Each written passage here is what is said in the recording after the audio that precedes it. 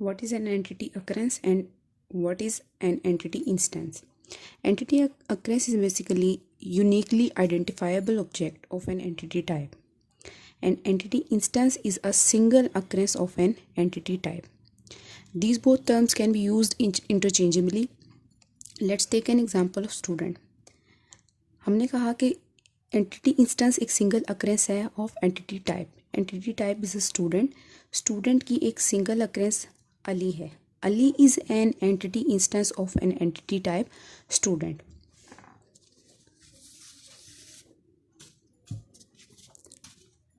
So what should an entity be and what should an entity not be?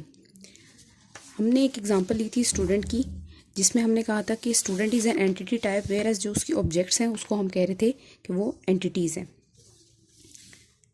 N object that will have many instances in the database.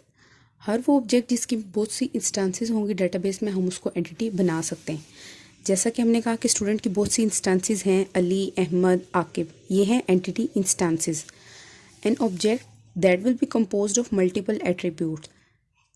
Ali is an entity instance, या हम कह सकते हैं एक single object है जिसकी multiple attributes हैं, जिसको हमने कहा कि आईडी, प्रॉपर्टीज़ में आ सकता है नेम, और करेक्टरिस्टिक्स और प्रॉपर्टीज़ में फर्दर एज, जो भी जेंडर या जो भी हमने एट्रीब्यूट्स यूज़ करने हैं वो हम यूज़ कर सकते हैं. An entity is an object that we are trying to model. जो एंटिटी हमने मॉडल करनी है हम उसी को ही एंटिटी बनाएंगे.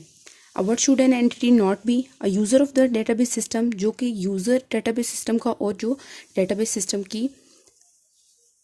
सिस्टम का जो आउटपुट है और जो यूज़र है वो उसको हम एंटिटी नहीं बना सकते. Our next topic is identifier. Identifier is an attribute or composition of attributes that uniquely identifies individual instance of an entity type.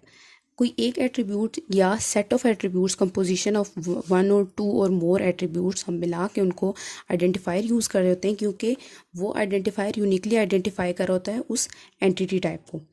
इसकी फर्दर आगे टाइप्स हैं जिसमें आ जाती हैं कैंडिडेट की, प्राइमरी की, कंपोजिट की. कैंडिडेट की is the minimal set of the attributes that uniquely identifies each occurrence of an entity type. ये एक मिनिमल सेट होता है जो कि कंबाइन होके यूनिकली आइडेंटिफाई कर रहा होता है एक unique instance of entity type को. जैसा कि हम कह सकते हैं कि ID, email, licence number, voter ID and CNIC, ये सब जो है यूनिक होते हैं. किसी भी पर्सन का आईडी यूनिक होगा, ईमेल भी यूनिक होते हैं, लाइसेंस नंबर भी, वोटर आईडी भी और सीएनआईसी भी.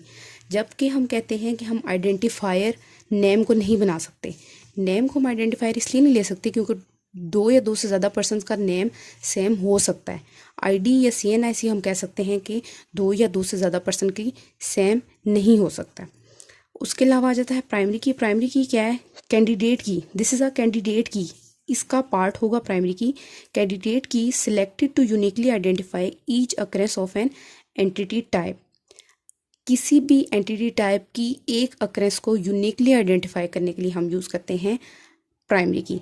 जैसा कि ये हमारे पास कैंडिडेट की है जिसमें हमारे पास minimal set of unique identifiers हैं.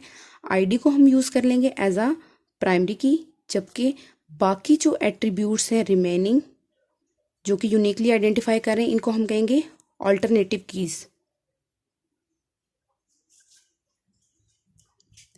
Next one is composite key. Composite key a primary की दैट कंसिस्ट ऑफ 2 और मोर एट्रीब्यूट्स. कोई भी ऐसी की जो 2 या 2 से ज़्यादा एट्रीब्यूट से मिला के बनी हो. जैसे अगर हम इसमें एज्यूम कर लें आईडी और ईमेल को मिला के हम एक कैंडिडेट की बना सकते हैं. या अगर हम एक टेबल की एग्जांपल लेते हैं इनवॉइस टेबल में, तो इनवॉइस टेबल में कस्टमर आईडी और ऑर्डर आईडी दोनों को कंबाइन करके कंपोज करके मिला के हम क्या बनाएंगे? Composite key.